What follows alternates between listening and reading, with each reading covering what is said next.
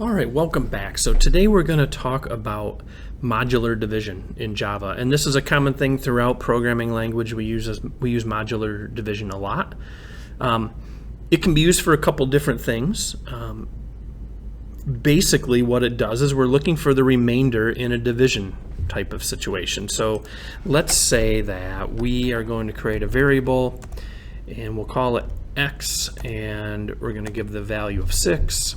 And then we're going to do another called y, and we're going to give the value of 2.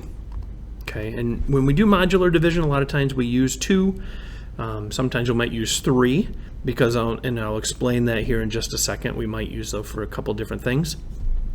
2 is the primary one we're going to use, but we're really looking for the remainder when we use modular division. You know, for example, if I were going to just do a system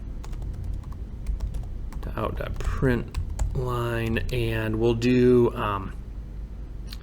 x divided by y. Okay, so x divided by y, and we run this, we're going to come up with just 3, and it won't actually tell us the remainder. And actually I could change this, and let's say that we'll use 7 instead of 6. Okay, so when we run this, we're just going to get 3. We won't get the remainder. All right, so we run this. There is no remainder on here. Now we know in division there should be a remainder here. There should be a remainder of 1. Okay, and so, well, how do we find that? Well, we use modular division. We could make these doubles and then we'd come up with a decimal number. But if we want to just look for the remainder, we're going to use modular division. So let's go ahead and we'll print this off again, and we'll do different this time.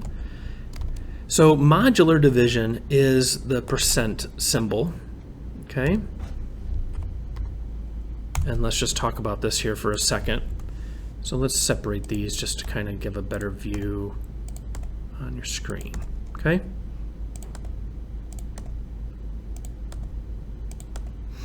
all right, so you have x divided by y. This is going to come up with 3.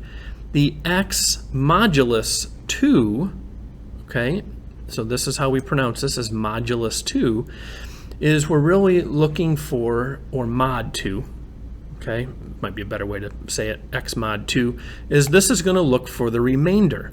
And we might even call this remainder division. We could call it that.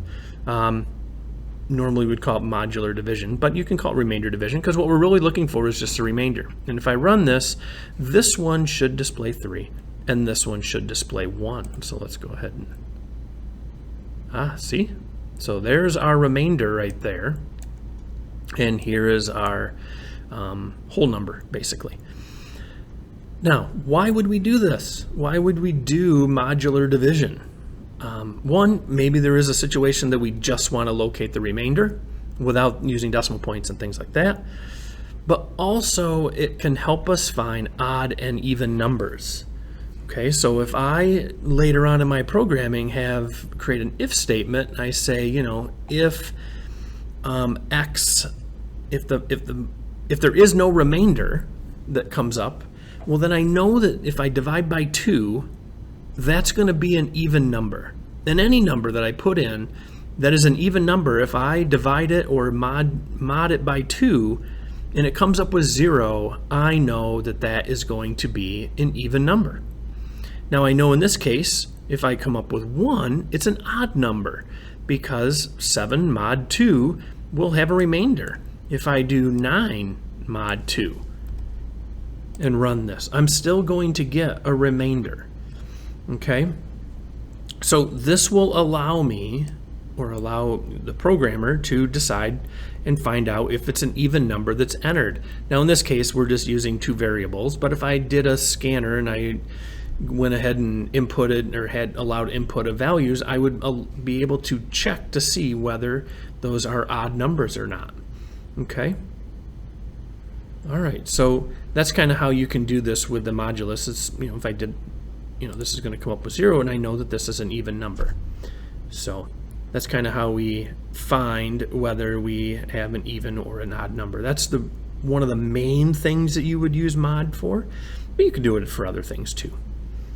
All right, hopefully that helps you with your programming. Good luck.